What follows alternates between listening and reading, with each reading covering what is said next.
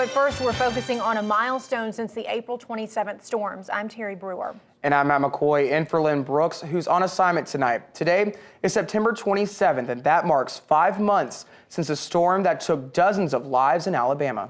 In our top story tonight at 5 o'clock, we're looking back at what's changed over the past 5 months and what is to come. The storms that happened on April 27th qualify as the largest tornado outbreak in Alabama's history and one of the deadliest in U.S. history. The storm-related death toll in Tuscaloosa County is at 51. Several of those deaths have happened fairly recently, but the injuries stemmed from the storm. More than 200 deaths happened across Alabama. The deadline to apply for federal assistance for debris removal in Tuscaloosa passed yesterday.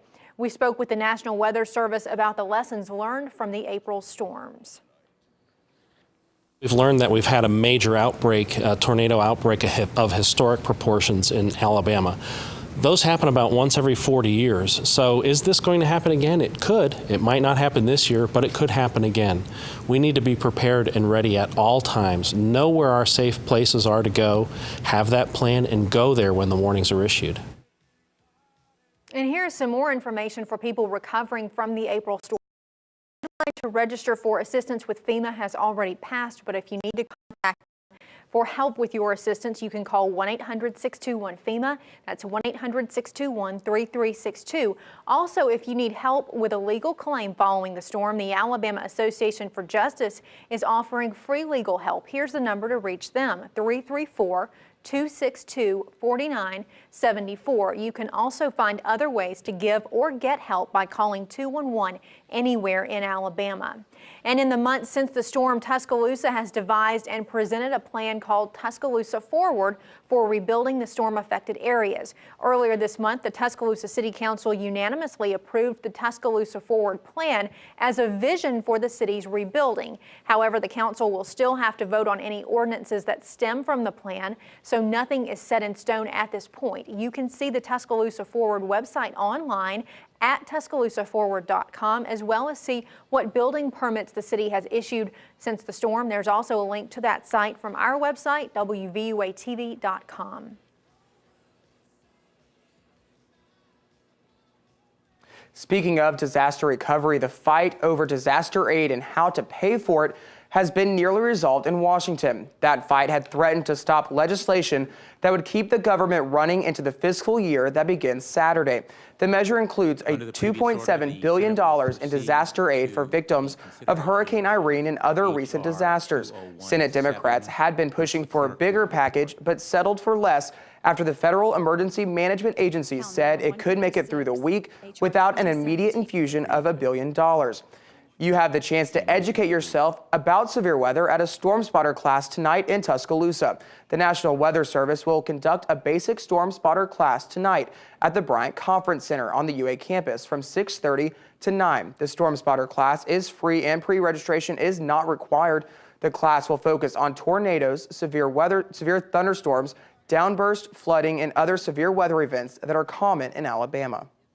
New for you tonight at 5 o'clock, we're hearing from Alabama U.S. Congresswoman Terry Sewell in Tuscaloosa today. Sewell was at Indian Hills Country Club addressing members of the Chamber of Commerce of West Alabama and the Rotary Club of Tuscaloosa. Sewell represents Birmingham, Tuscaloosa, and areas of Alabama's Black Belt in Congress. Sewell said she supports the Jobs Creation Act President Obama is trying to push through Congress. Thank you, Nancy, for that. I am supportive of the American Jobs Act and this administration's efforts to make sure that we get Americans back to work. I think the number one issue facing this nation is job creation. Terry Sewell was elected in 2010. She is the first African-American woman to represent Alabama in the U.S. Congress. She is a native of Selma. Now a look at what's happening around Alabama. Alabama should know by tomorrow the future of the state's new tough immigration law. The law was supposed to take effect early this month, but it's on hold until a federal judge rules on whether it's constitutional. That ruling is set to happen by tomorrow. Many people have called the law one of the toughest in the country. It requires employers to use a system to check the immigration status of a potential employee and even has stipulation against giving a ride to a known illegal immigrant. Also in Alabama, a Republican state senator says he's written legislation based on the Casey Anthony case in Florida that would make it a felony to fail to notify authorities promptly if a child is missing or dead. The Alabama bill would make it a felony punishable by up to 10 years in prison for a parent or guardian to fail to report a child 12 or younger missing within 24 hours. The senator hopes to pass it in the legislative session beginning in February. Now to South Alabama, where the city of Bay Minette is delaying a new program that gives first-time nonviolent offenders the choice of jail time or going to church each week for a year. The Restore Our Community program was supposed to start this week, but the city's police chief says the city attorney will review it to make sure there are no legal issues. The American Civil Liberties Union had complained that the alternative sentencing program was unconstitutional. The police chief said he hopes to get approval from the city attorney to implement the program next month. And in East Alabama, students are recovering from minor injuries after a school bus crash. It happened Monday morning in Ladonia. The superintendent says the bus hit a pothole, went into an embankment, and overturned. About 40 elementary students were on the bus. The driver also went to the hospital. Now the latest on an apparent confession from Yaron Vandersloot in a Peruvian murder case. Vandersloot first became known as the focus of the Natalie Holloway investigation. Holloway is the Alabama teenager who went missing in Aruba back in 2005. Vandersloot is now charged with the murder of 21-year-old Stephanie Flores in Peru. New video has now aired on television in Peru that appears to show Vandersloot admitting twice to killing Flores. So it is true, and I'm going to ask you this, and you can say yes or no. Did you kill Stephanie Tatiana? Yes. You killed Stephanie Tatiana Flores, right? Yes. Although Yaron Vandersloot remains a focus of the Natalie Holloway case, the case still remains unsolved with no one charged.